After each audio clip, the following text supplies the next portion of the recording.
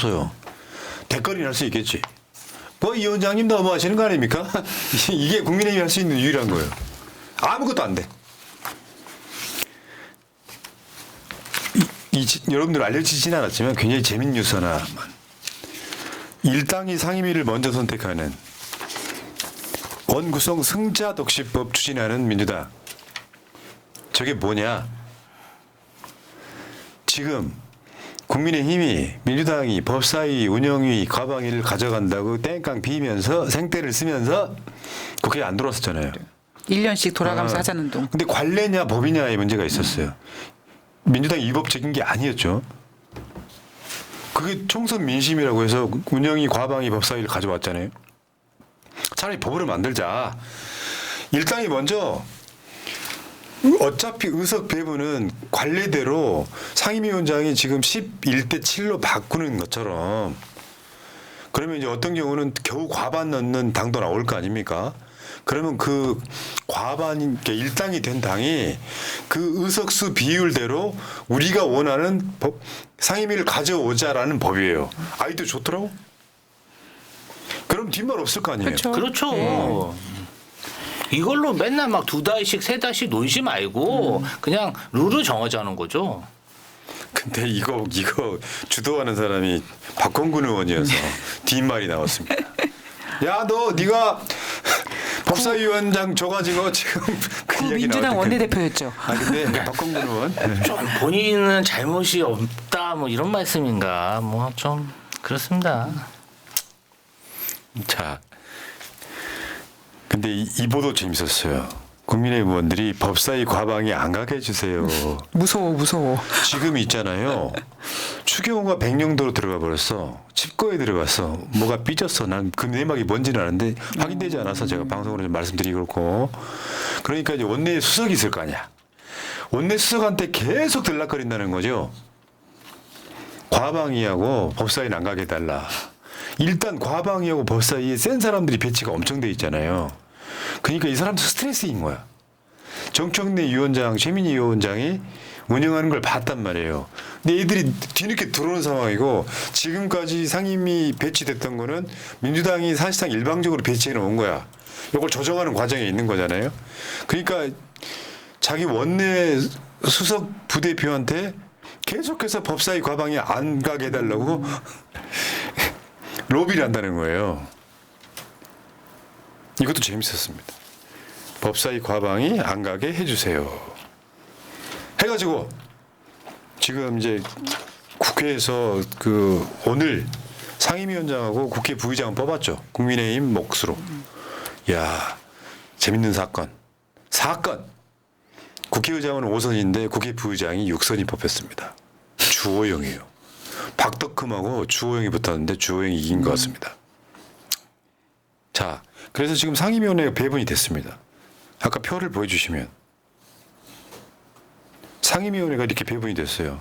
저거를 지금 이제 완성된 본이 저기에 국민의힘 몫에 상임위원장만 들어가면 이제 올 전반기 국회에 해당 상임위 있고 특별한 경우 사보임이 없는 한 저렇게 갈 겁니다.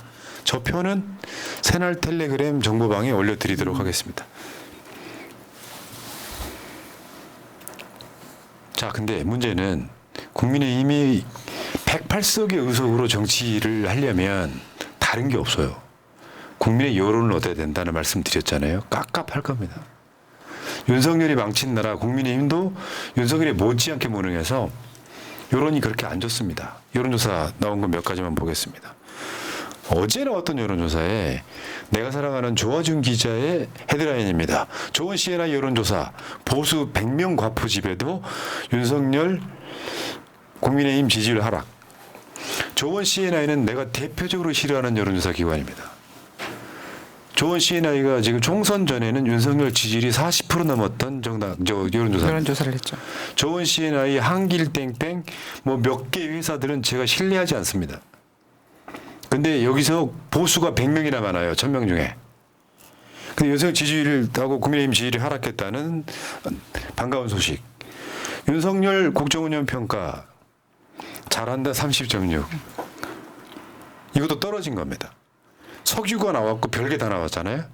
6.25 뭐 행사가 있고 막 그런 상황들이잖아요. 떨어졌습니다.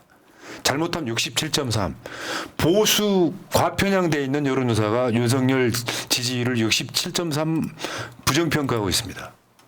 국민의힘이 할 수 있는 정치가 없다는 뜻이에요. 정청래하고 유상범하고 두 사람이 국회에서 말싸움하잖아요.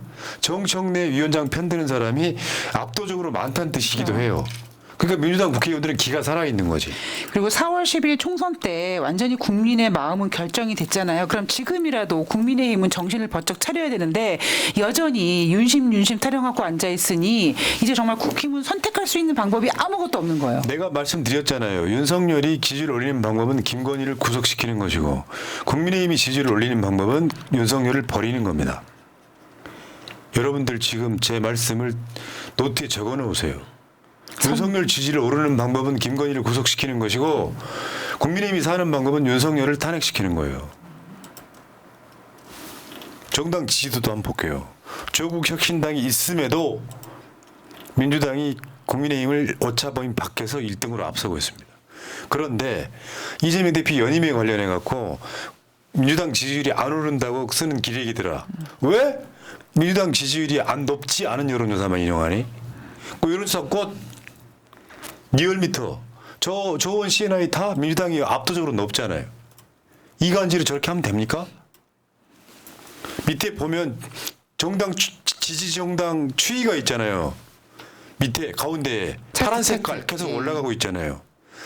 민주당 관련해서 아무리 때려도 민주당 지지율 안 떨어지고 있습니다. 여론은 민주당 편에 서 있습니다 지금. 차기 대권 주자 적합도예요. 조원 CNI가 이재명 대표가 좋아서 저렇게 압도적 1등을 만들어 놓겠습니까? 그러니까 표현이 좀 이상하지만 조작해도 안 되는 어떤 그 대세가 이미 돼버렸다는 걸 인정한 거죠. 근데 여론조사 기관이 편향적이어도요 데이터를 조작하지 못해요. 질문지 내용과 배열로 조금 더 유리하거나 불리하게 만들 수는 있습니다. 보수 비율 뭐 이런 거라든가 해가지고요. 이재명 보수 편향으로 불리는 여론조사 기관에서도 40.1 나옵니다. 저건 어떤 숫자인지 다시 한번 설명해 드릴까요? 실제로 대선이 가까워졌다는 의미에 가까워요. 더군다나 민주당 일컬 이재명이 돼버렸기 때문에 이미 지지층들 상당수는 저 40.1%의 80% 이상은 민주당 지지층이 지금 지지하고 있는 거잖아요. 이재명 대세론으로 가고 있는 것이죠. 김정숙 여사 검찰 수사 공정성도 한번 보겠습니다. 김건희 물타기 하려고 김정숙 여사 인도 방문에 뭐 비행기 뭐 걸었지만 보수 편향이라는 여론조사에서도 수사가 공정하다고 하는 사람들이 36점이 불공정하다가 58.1입니다. 20% 포인트 이상 높습니다. 여론은 이미 끝났다고 보시면 돼요. 오늘 나온 NBS 여론조사기관. NBS는요. 좀 전에 좋은 CNI하고 다르게 상담원이 물어보는 여론조사예요. 기기가 물어보는 게 아니라. MBS 제가 윤석열 정권 들어서 좋아하지 않는 이유는 굉장히 이상해요. 같은 전화 면접인데도 갤럽과 많이 다르게 나옵니다.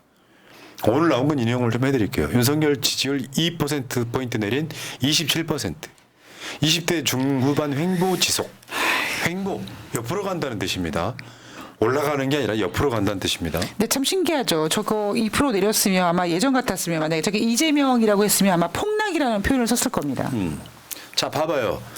요 지지율 추이를 한번 보겠습니다. 저기 갑자기 쩍 벌어진 게 4월 총선이 끝나고 나서예요. 그러니까 제가 말씀드리니 저게 어느 정도 총선 한 달쯤 지났을 때 회복이 됐어야 되는데 안 되고 같이 가고 있다는 거예요. 총선 끝나서 폭락해가지고 27인 게 지금 27이잖아요. MBS 기준으로. 부정평가가 64였잖아요. 총선 폭락해가지고 폭망해가지고. 지금 64잖아요. 하나도 회복이 안 된 상태로 거의 평행선 가고 있다.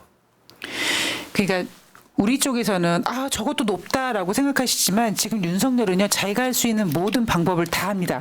말도 안 되는 소리지만 뭐 출산하면 저출산 관련 거 내놓고요. 이번에 6.25 때도 굳이 대구 가고 자기가 대통령으로서 내가 지지율을 올릴 수 있는 모든 방법을 다 동원하지만 전혀 먹히지 않다는 거죠.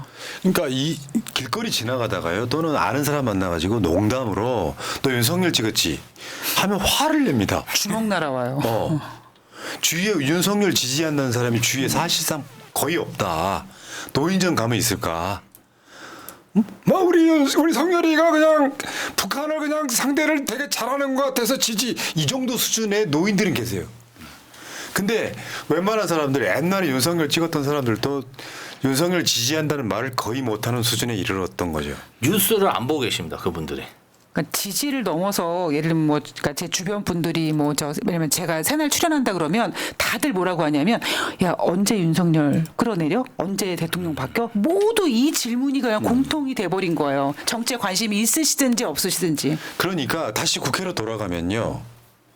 국민의힘 국회의원들이 기가 살겠어요. 의석이 108석인데 윤석열 지지율이나 국민의힘 그 정당 지지율이 압도적으로 높으면 민주당이 함부로 못해요. 그렇죠. 근데 여론은 윤석열한테 계속 불리하게 돌아갑니다. 뭘 해도 지지율이 안 오릅니다. 아까 27, 64가 총선 끝나고 나서인데 똑같잖아요. 국민의힘 할 수 있는 게 없는 거죠. 유상범이가 이 정청래 위원장 앞에서 입은 열면 열수록 그 사람들 지지율이 안 올라간다는 뜻이기도 합니다. 아니 오죽하면 정권 2인자 한동훈도 윤석열 대통령과 결별하고 차별화하겠어요. 맞습니다. 그래서 오늘 나온 여론조사의 도표를 한번 보겠습니다. 다른 건 보실 필요가 없고요. 첫 번째 연령대별로 10대, 20대 잘한다 27, 못한다 60. 그러니까 전체가 27, 64인데 순서대로 불러드릴게요. 18세에서 29세까지 16, 70, 20, 30대 18, 70, 40대 14, 79, 50대 21, 73, 60대 39, 58, 70대에 와서는 62대 29. 아이고 어르신. 야, 60대하고 70대 사이에 무슨 저기 무슨 있었어? 장막이 있네. 그냥 마음속에 버려진 거예요. 저 새끼 꼴 보기 싫어서 정말 미치겠다는 사람들이 압도적인 거예요. 주위에서. 정치 관심 없는 사람도 윤석열 욕합니다. 최근에. 그러면 지역별로 한번 볼까요? 지역별로 보면 그렇습니다. 서울 긍부정 순서대로 읽어드리면 25대 68, 인천 경기 25대 67, 대전 세종 충청도권 31대 58, 광주 전라가 호남 예. 6대 89, 대구 경북 41대 47, 비등비등. 부울경 36대 57, 강원 제주 43대 52. 모든 지역을 지금 통일했어요. 대구 경북에 가도 윤석열 욕하는 사람이 더 많다는 뜻이에요. 어유 저 등신 같은 것도 대구 내려와가지고 6.25 기념식 하네. 이런 상황이 된 거야 지금. 뭐 지지 정당은 볼 거 없으니까요. 안 보셔도 될 것 같고요. 이념 성향별로 한번 보겠습니다. 진보하고 보수는 사실 볼 거 없잖아요. 근데 중도에서 19대 74예요. 제가 계속 말씀드려왔죠. 총선 전에도 중도가 이미 민주당 지지 친구도 없다고. 중도에서 19대 74, 20대 80 정도 되는 그런 흐름인 것 같고요. 보수에서도 잘 못한다가 41이고 잘한다가 52예요. 그런 윤석열 지지율이 지금 총선 폭망하고 27대 64로 가고 있는 거 아닙니까? 문제는 이 지지율로 가면 윤석열을 탄핵당하기 쉽다는 겁니다. 어떤 특정한 발화점이 생기면 다 활활 타버릴 그러니까 지지율이라는 저는 거예요. 탄핵당하기 쉽다라는 표현보다 탄핵당할 거라고 생각하는 반드시 다 곧 당할 거라고 생각하는 이유가 뭐냐면 이 보수 쪽에서 긍정적인 평가를 하면서도 부정적인 평가 안에는 윤석열을 부정하는 게 아니라 김건희를 싫어하는 보수가 많거든요. 그런데 지금 모든 뭐 최상병 특검이며 이런 모든 관련된 내용들이 결국 김건희로 귀결되면서 어쩔 수 없이 보수도 무너질 수밖에 없는 거죠. 자, 대한민국 사회에서 이런 국가에 우리가 살고 있습니다. 국민들은 알고 있는 거예요. 그러니까 6.25 기념식을 대구에서 합니다. 한심한 거죠. 그 윤석열이가 그럼에도 불구하고 김건희 데리고 가서 무슨 마음 건강 어쩌고 저쩌고를 하잖아요. 부끄러운 일입니다. 많이 부끄럽습니다. 그러니까 윤석열은 지난 4월 10일 총선에서 108석을 내가 만들었다. 나 탄핵 지지할 수 있다라는 성과라고 생각을 하고 있는 것 같고요. 지금 무엇보다 걱정되는 부분은 뭐냐면 뭐 이제 기레기도 아니죠. 뭐 애완견도 아니고 저는 솔직히 개만도 못하다라고 얘기하고 싶은데 지금 환율이 1,390원, 막 1,400원을 향해 달려가고 있습니다. 근데 문재인 대통령 때 엄청나게 거기에 대해서 문재인 정부에 대해서 비난하고 그랬던 우리 애완견만도 못한 이 언론이 지금 아무 얘기 안 하고 있다는 게 더 환장한다라는 거죠. 제가 가끔씩 이 주식시장에서 걱정되는 리스크 중에 하나가 국가 신용등급이거든요. 그렇죠. 예, 국가 신용등급 중에서도 지금 한반도 같은 경우엔 지정학적 리스크가 가장 큰 상태에서 윤석열은 자기의 정권 유지를 위해서 북한과 이렇게 대립하고 있고 이 모든 상황이 그나마 다행인 건 조 바이든 대통령이 별로 안 좋아한다라는 게 그나마 안도하는 부분인 거죠. 사실 러시아와 북한이 어떤 군사적 조약을 맺었잖아요. 북한의 전시에 러시아가 개입할 수 있는 그 조약을 맺었는데 어쨌든 노태우 대통령이 북방 정책을 하면서 러시아와 경제 교류를 해서 정말 안정적인 대러 관계를 형성했는데 우크라이나 전쟁 때 아니 자기가 거기 왜 끼어드냐고요. 거기 끼어들어 가지고 지금 남은 게 뭐가 있습니까? 한반도 전쟁 리스크만 본인이 올린 거잖아요. 왜 또 양안 관계는 끼어들어 가지고 또 대중 그런 어떤 안보의 최전선이 한국이 됐어요. 그렇죠. 아니 돼서 좋은 게 뭐가 있습니까? 투자가 전부 일본으로 가고 한국에서 돈을 빼가지고 일본으로 가고 미국으로 돌아가는 게 그게 좋은 겁니까? 아 저는 좀 그런 부분 정말 이해가 안 됩니다. 그러니까 지금 금융시장에서 어떤 일이 일어나고 있냐면 돈이 많은 자산가들이 일단 그 금융시장에서 돈을 빼고 있고 해외로 돈을 빼돌리고 있다고 합니다. 예전에 그런 얘기 있었잖아요.